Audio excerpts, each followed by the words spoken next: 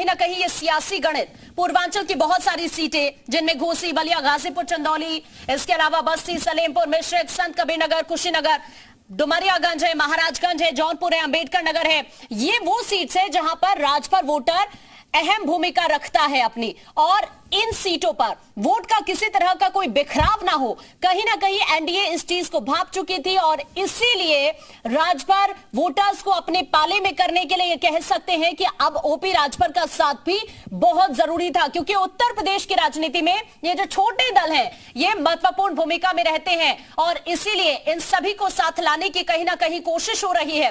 और अब ये जो तस्वीर आप इस वक्त देख रहे हैं, पहले आपने देखा 2019 का लोकसभा चुनाव जब राजभर बीजेपी के ही साथ थे, फिर 2022 में अखिलेश यादव के साथ विधानसभा चुनाव लड़े, लेकिन अब 2024 को लेकर एक बार फिर राजभर का साथ बीजेपी के साथ आपको नजर आएगा। इस वक्त मनोज यादव जी फिर से हमारे साथ जुड़ गए हैं। मनोज जी, बहुत स्वागत है आपका। आपका साथ तो छोड़ चुके हैं राजभर जी, लेकिन अब बीजेपी के साथ आ चुके हैं ऑफिशियली तौर पर, आप क्या कहेंगे, कितना बड़ा झटका ये आपके लिए?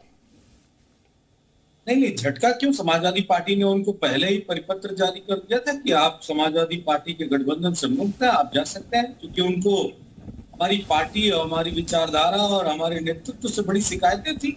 आए दिन वो पब्लिक डोमेन में इस तरह के बयान देते थे जो गठबंधन के रूल्स, सिद्धांतों, नियमों के खिलाफ थे।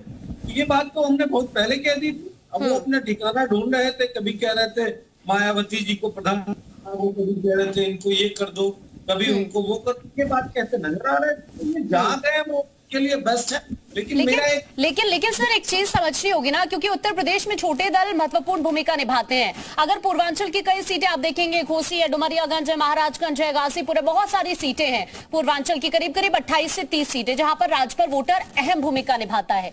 आपको नहीं लगता कि अब राजभर जी अगर आप भारतीय जनता पार्टी के साथ आ गए हैं तो कहीं ना कहीं एक बड़ा नुकसान आपको हो सकता है लोकसभा चुनाव में?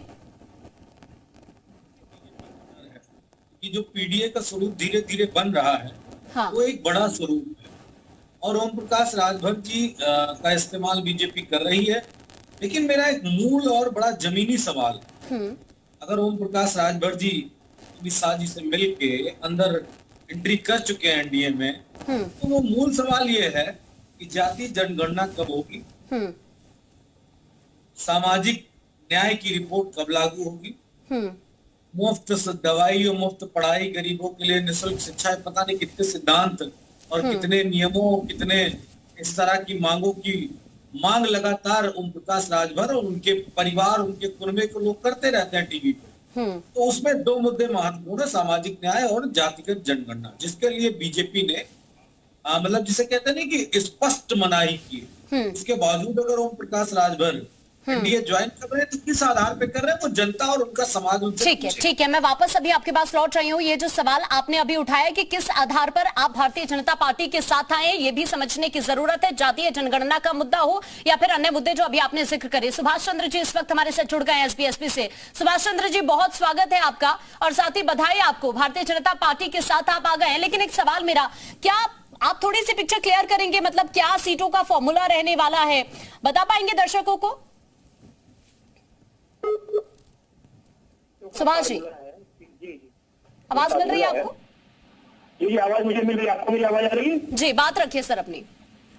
देखिए, जो सीटों का फार्मूला होता है, जब एनडीए के घटक दल बन चुके हैं हम लोग, जब इस फैसले तो बैठेगा तो उसके बारे में, सीटों के बारे में जो भी चर्चा होगी उसको तय कर लिया जाएगा और उसको आपके सामने साझा कर दिया जाएगा।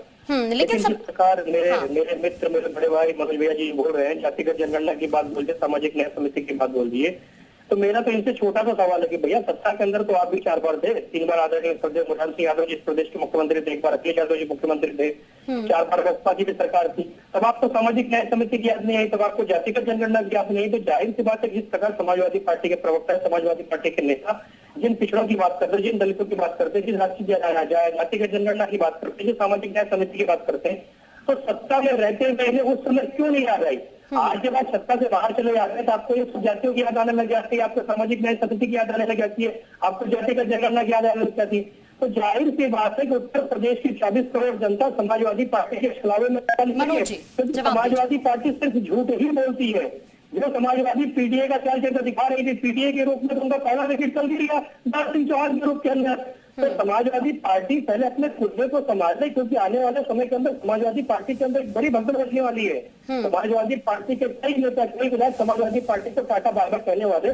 समाजवादी पार्टी पहले अपनी पार्टी को देख ले, फिर भारतीय पार्टी के बारे में सोचना बाद में करे। देखिए मनोज जी कई विकेट्स गिरने वाले हैं आने वाले टाइम में आपके। कल दारा सिंह चौहान ने इस्तीफा तो दे दिया और अभी देखिए ये कह रहे हैं सुभाष जी कि कई और विकेट्स गिरने वाले हैं, आपको जरूरत है संभल जाने की। अभी देखिए जब ताश का गेम होता है, प्लेइंग कार्ड जब हम खेलते हैं तो ताश के पत्ते सिर्फ एक ही आदमी के हाथ में नहीं होते। सुभाष चंद्र जी ने बड़ी हल्की बात कह दी, जब हम चाल चलेंगे तो हमारे पत्ते हमारे हाथ में हैं।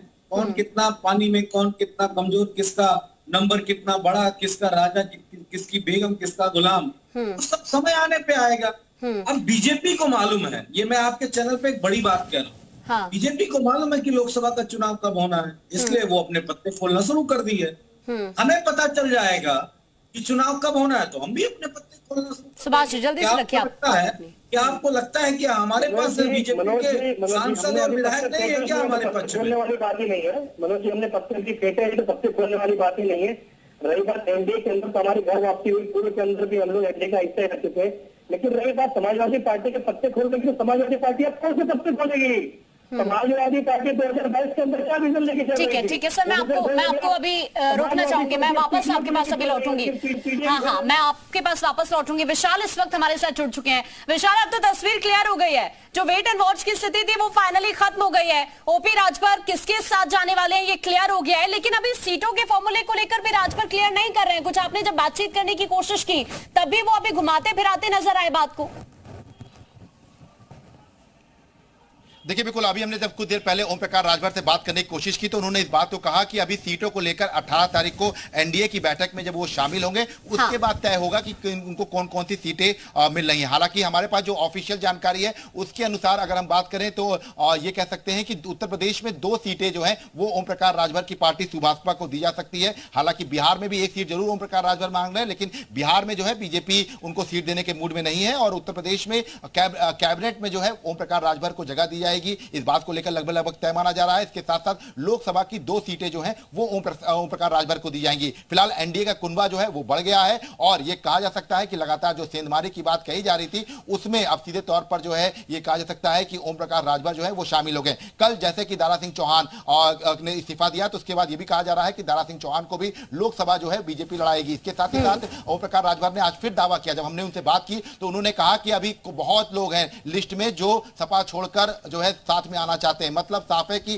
बाकायदा ओम प्रकाश राजभर ने अपना होमवर्क पूरा कर रखा है और ऐसे कई नेता हैं जो अपने अपने क्षेत्रों में मजबूत पकड़ रखते हैं, उनको भी जो है बीजेपी में या सुभाषपा में जो है ज्वाइन कराने की तैयारी की जा रही है। और ओम प्रकाश राजभर से जब अभी हम कुछ देर पहले बात कर रहे थे, अरविंद राजभर से जब हम बात कर रहे थे तो उन्होंने इस बात का जिक्र किया और इस बात का जिक्र करते हुए उन्होंने स्पष्ट कहा कि जल्द से जल्द जो है वो लोग भी जो है सपा छोड़कर भाजपा में शामिल होंगे या गठबंधन का हिस्सा बनेंगे। जी, यानी पूरी प्लानिंग के साथ ओपी राजभर ने यह फैसला लिया है विशाल, क्योंकि अभी जो एसबी-एसपी के प्रवक्ता हमारे साथ हैं वो भी इस बात का जिक्र कर रहे थे कि सिर्फ दारा सिंह चौहान ही नहीं, अभी और भी विकेट्स गिरने वाले समाजवादी पार्टी के अगर देखा जाए पाले से। लेकिन विशाल एक बहुत बड़ा झटका हम इसे कहेंगे, क्योंकि हर एक दल महत्वपूर्ण भूमिका निभाता है। पीडीए की हम बात करें तो आप कोशिश तो कर रहे हैं एकता की सभी दलों के साथ, लेकिन कहीं ना कहीं एनडीए धरातल पर काम कर चुकी है पूरी प्लानिंग के साथ। और इसीलिए आप देखिए कि अभी आरएलडी को लेकर भी पहले इस तरह की खबरें चली, एसबी-एसपी को लेकर चली, तो एसबी-एसपी का स्टैंड तो क्लियर हो गया है, एनडीए का विस्तार हो रहा है। ऐसा तो नहीं समाजवादी पार्टी पर भारी पड़ने वाला है ये सब आने वाले टाइम में विशाल?